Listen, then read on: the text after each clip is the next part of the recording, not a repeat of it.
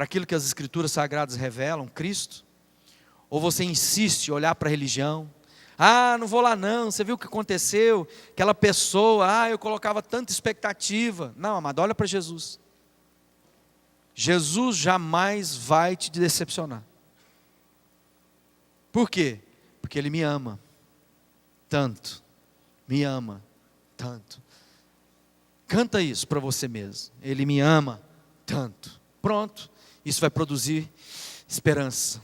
Isso vai produzir consolo no dia da dificuldade, da adversidade, do problema, do luto.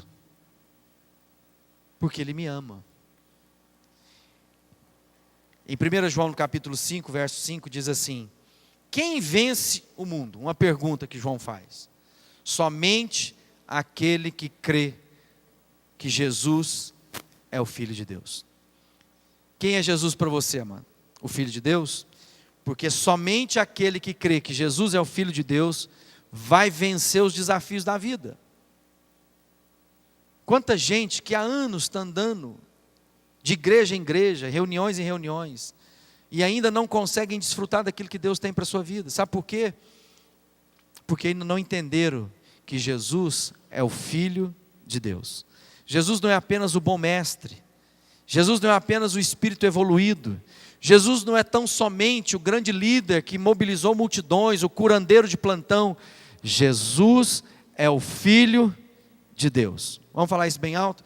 Jesus é o Filho de Deus. São essas pessoas que creem nessa verdade, nesse testemunho, que vão vencer o mundo. E aí, no sentido de mundo, diz a respeito dos desafios, da vida, das dificuldades, das tentações, dos prazeres que nos querem tirar o foco, né, de Jesus. Você quer viver vida plena, mano? Você precisa conhecer Jesus a cada dia mais. Você precisa conhecer quem Ele é, o que Ele faz, o que Ele fez, o que Ele está caminhando. Lá em Efésios, no capítulo 1 ainda, continua dizendo assim: esse poder Ele exerceu em Cristo, ressuscitando dos mortos e fazendo assentar-se à sua direita nas regiões celestiais, muito acima de todo governo, autoridade, poder, domínio, de todo nome que se possa mencionar, não apenas nessa era, mas também na que há de vir. Deus colocou todas as coisas debaixo de seus pés e o designou cabeça de todas as coisas para a igreja, que é o seu corpo, e a plenitude daquele que enche todas as coisas, em toda e qualquer circunstância. E aqui agora eu quero encerrar falando a respeito de Jesus é rei, está sentado no seu trono de glória, e Ele vai fazer separação entre aqueles que são dele e aqueles que não são dele. Muitas vezes a gente está vivendo um evangelho sem entender o que aqueles 3 magos ou 3 reis vieram de longe, viram através do testemunho de uma estrela, que Jesus é o Rei dos Reis, e que eles vieram para adorar a Deus, e a gente só presta adoração a Deus. Então aqueles homens vieram adorar ao Rei que é Deus, era um testemunho de que Jesus é Rei e Deus sobre nós. Lá em Mateus, no capítulo 25, diz assim, no verso 31 em diante: quando o Filho do Homem vier em sua glória, com todos os anjos, e assentar-se-á em seu trono de glória celestial, todas as nações serão reunidas diante dele, e ele separará uma das outras, como o pastor separa as ovelhas dos bodes, e colocará as ovelhas à sua direita e os bodes à sua esquerda. Então o rei dirá aos que estiverem à sua direita: venham benditos de meu Pai, recebam como herança o reino que lhes foi preparado desde a criação do mundo. Olha só, algumas coisas que a gente precisa aprender no testemunho de Mateus aqui. Está dizendo o seguinte: quando Jesus vier em sua glória, nós estamos aqui celebrando dia 25 próximo, que Jesus veio. Amém, irmãos?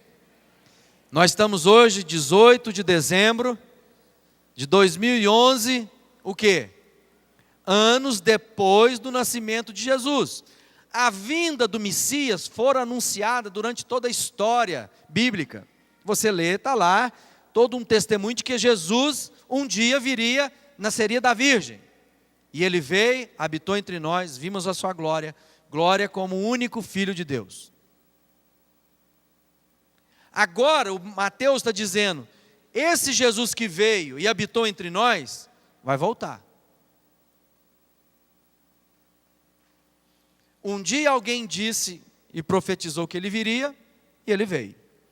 E agora a mesma escritura que testificou da vinda dele, são as escrituras que testificam da volta dele. E ele está dizendo que quando ele voltar, ele não vai voltar mais naquele formato de servo como a gente viu. Ele vai voltar agora como rei. E no seu reinado ele vai se assentar, e todas as nações, povos, etnias, línguas, culturas, gerações, virão diante dele. E o que ele vai fazer? Vai fazer separação entre aqueles que vão desfrutar do reino, que está preparando antes da fundação do mundo, e daqueles que vão ser destinados ao inferno para sempre. Às vezes muitas pessoas não entendem isso, mas é a Escritura Sagrada que está dizendo. E claramente, quando ele vier em sua glória com todos os seus anjos, assentar-se-á em seu trono de glória celestial, todas as nações reunidas diante dele, e ele separará uma das outras, como o pastor separa bode de ovelha, ou ovelha de bode. Quem é que vai, amado, se encontrar à direita de Jesus? Aqueles que creram que Jesus é o Filho de Deus, porque é esse que vai vencer todas as coisas.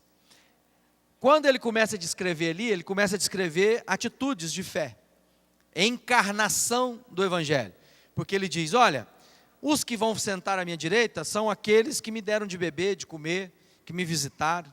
E as pessoas espantadas dizem, mas quando fizemos isso? Ele diz, quando você fez isso a alguém, você fez como tivesse feito a mim. Como é que a gente serve Jesus então, amado? Vamos repetir isso, a pergunta. Dentro desse texto, que está dizendo, você é meu porque você me serviu. Aonde estava Jesus?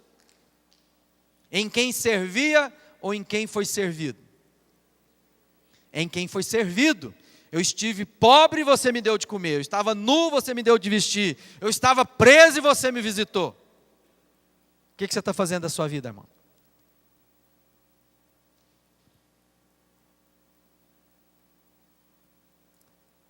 Sabe o que está faltando muitas vezes em gente que fica aí sem motivação de viver? Servir a Jesus. Sabe como nós servimos a Jesus? Servindo quem tem fome, quem tem sede, quem está preso, quem não tem nada. Então deixa eu te dar uma dica para esse Natal.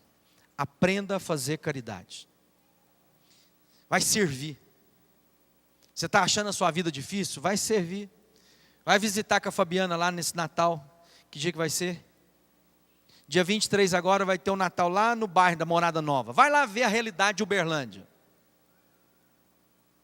Não a Uberlândia daqui que você está acostumado a transitar. Vai lá. Pra você ver como é que você pode fazer algo que se tornará útil para a sua alma e quem sabe salvar a sua vida. Tirar você da depressão, da arrogância, da presunção. Amado, e Jesus diz para aqueles que estavam à sua esquerda, ele diz assim, então dirá aos que estiverem à sua esquerda, malditos, apartem-se de mim para o fogo eterno, preparado para o diabo e os seus anjos. Palavra dura de Jesus, né? Ele está dizendo, olha, você vai para o lugar que o diabo vai. Sabe aquela frase, que o diabo te carregue? É para esse lugar que vão aqueles que não conheceram que Jesus é o Filho de Deus. E aqui agora, amado, quem está dizendo é o homem que é por amor, Jesus. Então, não brinca com Deus. Não brinca com Deus. Esse Jesus, que nós vamos celebrar o aniversário dele, o nascimento dele, é o Jesus que é rei, que é Senhor absoluto, e que todos nós um dia vamos prestar contas diante dele. E não adianta você dizer que você não entendeu, não adianta dizer que você estava ocupado demais, não adianta você dizer que você tinha um problema, quando você era criança você sofreu, que na sua família Deus não sabe o quanto era complicado, porque agora você tem uma nova herança em Cristo Jesus. Você está livre para fazer aquilo que Deus deseja que você faça. Você está apto a fazer toda boa obra que de antemão o Senhor preparou para que nela andássemos. Você está sendo chamado para mudar a história de pessoas que estão ao seu redor, de realidades de vidas que não conhecem o amor de Deus, mas que você pode ser a encarnação desse amor na vida dessas pessoas. Quem é esse Jesus que você vai celebrar no próximo domingo, amado? O Filho de Deus, em que nós devemos reverenciar e prostrados adorá-lo? É chegada a hora de fazermos escolhas na nossa vida. Essa boa nova só é boa nova quando a gente entende quem Jesus é.